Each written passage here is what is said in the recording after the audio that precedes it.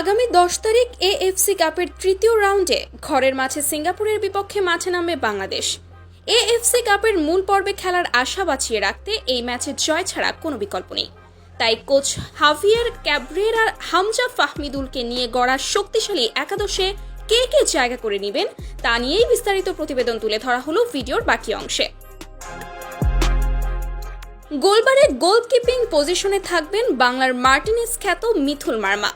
গোলকিপিং পজিশনে নিজেকে ভালোভাবে মানিয়ে নিয়েছেন তিনি। ডিফেন্সের সেন্টার ব্যাক পজিশনে থাকবেন দুই অভিজ্ঞ ডিফেন্ডার তপু বর্মন ও তারেক কাজী।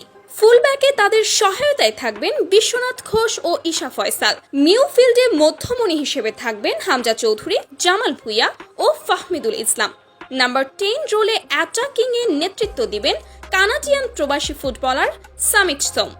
চারজনের এই মিডফিল্ড বিশ্বের যে কোনো প্রতিপক্ষকে নাকানি চোবানি খাওয়াবে তা বলার বাকি থাকে না। অ্যাটাকিং লাইনে দেখা যাবে দুই ফরওয়ার্ড রাকিব হোসেন ও আলামিনকে।